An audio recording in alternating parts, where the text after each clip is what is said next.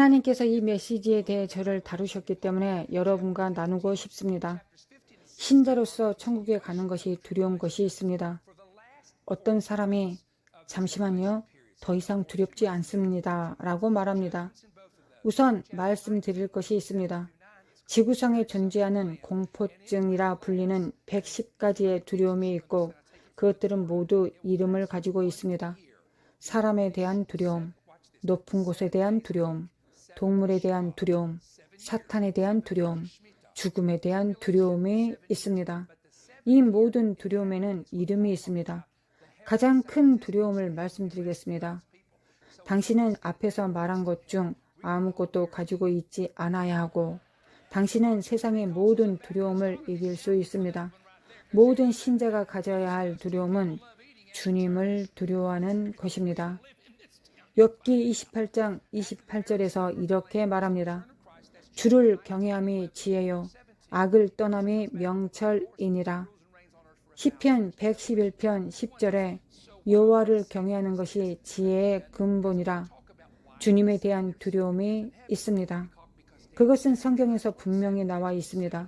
곧 그리스도의 심판대라 불리는 곳에서 예수님을 대면할 것을 생각하는 것이 두려운 일입니다. 고린도 후서 5장 10절, 11절에서 이것을 말합니다. 우리가 다 반드시 그리스도의 심판대 앞에 나타나게 되어 각각 선악간에 그 몸으로 행한 것을 따라 받으려 함이라. 우리는 주의 두려우심을 알므로 사람들을 권면하거니와 우리가 하나님 앞에 알려졌으니 또 너희의 양심에도 알려지기를 바라노라. 다시 말해서 그는 주의 두려우심이라는 문구를 언급합니다. 그는 베마, 심판대를 말하고 그것은 심판을 뜻하는 그리스어 단어입니다. 그분 앞에 서서 대면하는 것은 주님에 대한 두려움을 불러 일으킵니다. 당신이 그리스어로 공포라는 단어를 볼 때 그것은 실제로 단어 포비아입니다. 두려움, 경보, 공포를 의미할 때 우리가 사용하는 단어입니다. 누군가는 우리가 하나님 앞에 서기를 두려워해서는 안 된다고 말합니다. 그것은 훌륭합니다. 그러나 심판대는 당신을 구원하는 것에 대해 감사하며 서 있는 것이 아닙니다. 이 땅에서 당신이 섬긴 것은 훌륭했습니다. 이것은 그분이 당신이 지상에서 한 일을 판단하기 위해 당신을 보고 계시는 것입니다. 여러분이 제 말을 매우 주의 깊게 들으시기 바랍니다. 지금 이곳에 있는 누구도 이것을 피할 수 없을 것입니다. 이곳에 있는 모든 사람은 이것을 경험해야 합니다. 그리스도의 부활 이후에 살았던 지구상의 모든 기독교인은 이것을 경험해야 합니다. 이것은 저를 정말로 괴롭게 했던 일들 중 하나이고 이런 일이 더 많이 일어나는 것을 봅니다. 빌 클라우드가 이렇게 말하는 것을 들은 적이 있습니다. 이런 일을 하는 사람은 메시아를 알지도 못한다. 그들은 그분을 안다고 주장할 수 있다. 그들은 그의 이름을 사용할 수 있다. 나는 미국과 전 세계에서 기독교인이 지금보다 더 많이 거짓말하고 중상모략하고 증오하고 기만하고 문제를 일으키고 교회를 분열시키고 나누는 것을 본 적이 없다. 어떻게 기독교인이라고 할 수 있습니까? 여전히 이런 일을 하는 사람들을 누가 기독교인이라고 부를 수 있습니까? 몇 가지 성경 구절을 말씀드리겠습니다. 디모데전서 4장 2절에 마지막 날에 양심이 화인을 맞은 자들이 있을 것이라고 말합니다.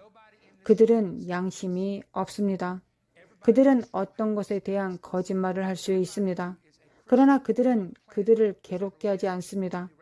화인 맞은 양심은 다음과 같습니다. 로마 시대에 당신이 전쟁에서 칼이나 무기에 베었고 그것을 꿰매지 않았다고 가정해 봅시다. 그때 할 일은 상처 부위를 깨끗이 하고 뜨거운 다리미를 가져다가 거기에 대고 태울 것입니다. 그것은 실제로 정말 대단한 모양을 만들 것입니다. 한 일은 두 가지입니다. 베인 부위를 봉인했습니다. 그러나 주위의 신경은 모두 죽었습니다. 말 그대로 날카로운 작은 펜과 같은 것으로 그 부위를 찔러보면 전혀 아무것도 느끼지 않을 것입니다. 제가 만난 사람들의 이야기를 말씀드리겠습니다. 그들의 양심이 뜨거운 철로 화임 맞았다는 것에 의심의 여지가 없습니다. 그러나 그들은 그 주에 교회에 갈 것입니다. 디모데전서 4장 2절에 그들은 위선으로 거짓말을 한다고 했습니다. 위선, 즉 외식으로 거짓말을 한다는 것은 무엇을 의미합니까? 정말 간단합니다. 거짓말을 하고 자신이 거짓말을 하고 있다는 것을 알고 있습니다. 그러나 어쨌든 거짓말을 합니다. 그것은 위선의 거짓말이라고 불립니다. 또 다른 구절이 있습니다. 디모데전서 4장 1절에 그들은 지금 미혹하는 영들에 의해 미혹받고 있습니다. 서양에서 성적 유혹을 의미하는 단어를 사용했습니다. 그녀는 그를 유혹했다. 그는 그녀를 유혹했다. 그리스어에서 나온 단어입니다. 그것보다는 조금 더 다른 의미입니다. 미혹이라는 단어는 바울이 진리에서 누군가를 멀어지게 하기 위해 그것을 어떻게 썼는지에 대한 맥락에 있다는 것을 의미합니다. 그것은 당신이 말씀을 아는 올바른 교리를 가지고 있는데 누군가 와서 당신을 속이고 유혹하여 당신이 아는 절대적인 진리에서 멀어지게 하는 것을 의미합니다. 그것은 다른 사람을 잘못 인도하는 사람을 의미하는 그리스어 단어이기도 합니다. 마태복음 24장 10절에서 13절까지입니다. 많은 사람들이 실족하여 서로 배신하고 서로 미워할 것입니다. 왜냐하면 불법이 성함으로 많은 사람의 사랑이 식어질 것이기 때문입니다. 시편 36편 1절에서 그들이 주님을 두려워하지 않는다고 말했습니다. 사람들이 주님에 대한 두려움이 없는 이유를 말씀드리겠습니다. 사람들이 인터넷 사이트에 가서 100% 거짓말을 할 수 있습니다. 그들은 양심이 없기 때문입니다. 그들의 양심은 뜨거운 철로 화임맞았습니다. 그들은 숨기고 책임이 없다고 생각합니다. 그들은 그것을 버틸 수 있다고 생각합니다. 그들이 더 많이 버틸수록 사람들이 더 많이 그들을 따라다닐 것입니다. 그것은 그들에게 연료를 공급해 주는 것입니다. 그러나 그리스도의 심판석이라고 불리는 날이 오고 있음을 말씀드립니다. 그들이 한 일에 대해 버티지 못할 것입니다. 그들은 주 예수 그리스도와 대면하여 서서 그들이 말한 모든 쓸데없는 말에 대해 설명해야 할 것입니다. 하나님의 말씀이 이미 일어날 일을 약속하셨습니다. 성경에 나오는 이 구절을 들어보십시오. 많은 사람들이 책임이 없다고 생각합니다. 내가 원하는 대로 말하겠다. 내가 하고 싶은 대로 하겠다. 그들이 말하는 과정에서 조속한 언어를 사용합니다. 아니, 당신은 심판대에서 빠져나갈 수 있다. 내가 하나님을 섬기고 옳은 일을 하고 회개하고 용서하고 내가 할 수 있는 모든 일을 했다면 내가 서서 그분이 잘했다고 말하는 것을 들을 수 있을 것이다. 그래서 내가 옳은 일을 했다면 두려워할 필요가 없다. 그러나 내가 옳은 일을 하지 않았다면 나는 속이는 사람, 중상모략가, 험담하는 자, 성경에서 경고하는 이 모든 것들이었습니다. 저를 믿으십시오. 그분이 말씀하실 것입니다.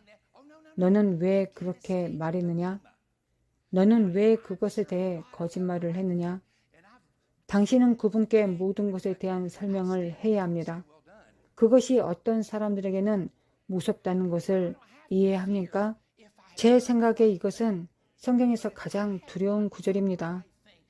그날에 많은 사람이 나더러 이르되 주여 주여 우리가 주의 이름으로 선지자 노릇하며 주의 이름으로 귀신을 쫓아내며 주의 이름으로 많은 권능을 행하지 아니하였나이까 하리니 그때 내가 그들에게 밝히 말하되 내가 너희를 도무지 알지 못하니 불법을 행하는 자들아 내게서 떠나가라 하리라. 도무지 알지 못하니 그것이 무슨 의미입니까? 그리스어로 안다라는 단어를 이해한다면 그것은 당신을 보고도 당신을 알지 못한다는 뜻이 될 수 있습니다. 그분은 모든 것을 아십니다. 그분은 세상의 모든 사람의 이름을 아십니다. 하나님은 누가 태어났는지 이미 알고 계십니다. 그러나 그것은 내가 너와 친밀한 동행을 한 적이 없다는 의미가 될 수 있습니다. 당신은 교회에 가는 것을 알고 있습니다. 당신은 사람들에게 예, 나는 크리스천입니다. 나는 25년 전에 구원받았습니다. 라고 말할 것입니다. 당신은 베풀지 않았습니다. 당신은 가난한 사람들을 돕지 않았습니다. 당신은 도움이 필요한 사람들을 돕지 않았습니다. 당신은 인생을 파티하면서 보냈습니다. 당신은 하루 종일 인터넷을 했습니다. 직업이 없기 때문입니다. 당신은 잘라낼 수 있는 모든 사람을 잘랐습니다. 당신은 그분께서 잘했다라고 말할 것이라고 생각하고 있습니다. 물론 그분이 잘했다고 말씀하실 것이지만 잘한 것은 당신이 태워져서 거듭났기 때문에 잘한 것입니다. 제 영혼을 감동시킨 것과 성령께 저에게 주신 것을 말씀드리겠습니다. 저는 하나님이 말씀하신 많은 이들 중 하나가 되고 싶지 않습니다. 성경에서 말합니다. 주여 주여 하는 자마다 천국에 다 들어갈 것이 아닙니다. 제 말에 동의하십니까? 그것은 무서운 구절입니다. 다시 한번 말씀드립니다. 만약 내가 나의 언약을 안다면, 나의 관계를 안다면, 나의 죄를 회개하고 하나님께 나를 도와달라고 간구했을 것입니다. 나는 성경대로 했습니다. 나는 나의 죄를 회개하고 하나님께 나를 도와달라고 간구했을 것입니다. 나는 성경대로 했습니다. 나는 그 구절에 대해 걱정하지 않는다고 말합니다. 그러나 내가 반대편에 있다면 예수님께서 말씀하신 구절을 생각하기 시작하는 것이 좋을 것입니다. 이곳에 있는 모든 자들은 두 심판 중 하나에 서게 될 것입니다. 둘 다가 아닙니다. 이것들은 고려되어야 합니다.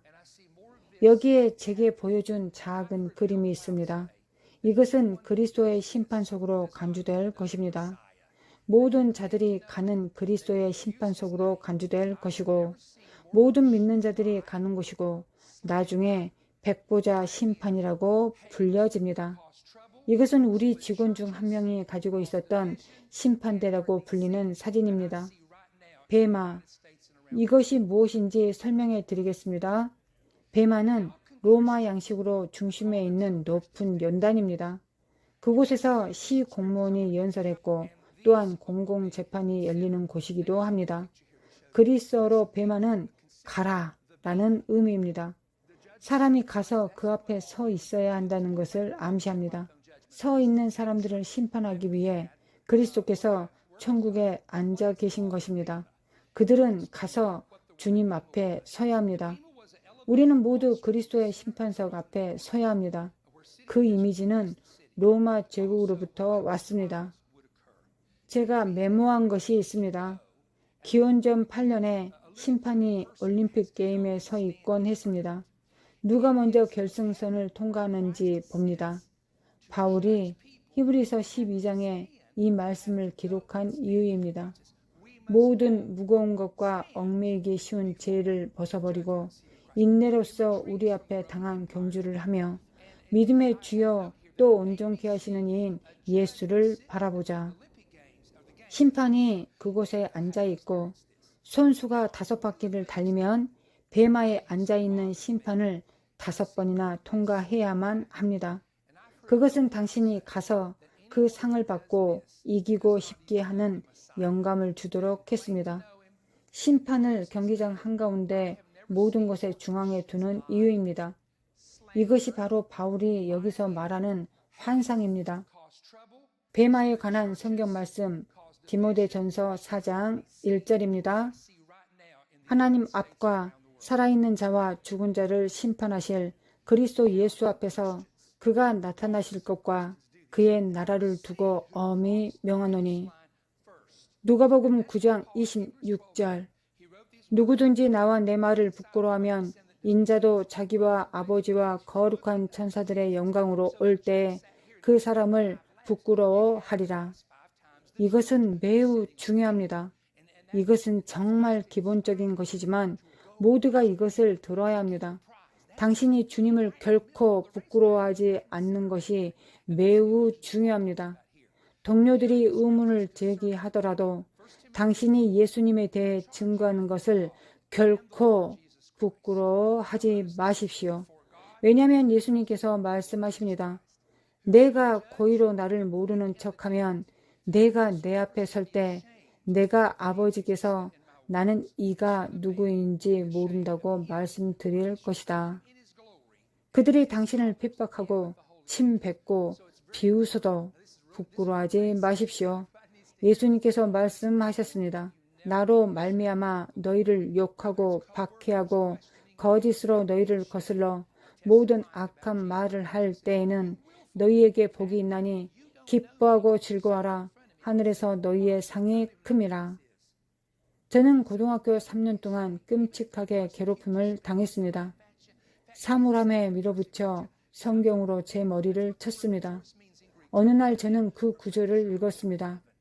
내 이름을 인하여 핍박을 받으면 복이 있으며 하늘에서 너희의 상이 큼이라. 저는 방금 깨달았습니다. 제가 10대일 때 제 왕관은 매일 학교에 갈 때마다 점점 커지고 있었던 것입니다.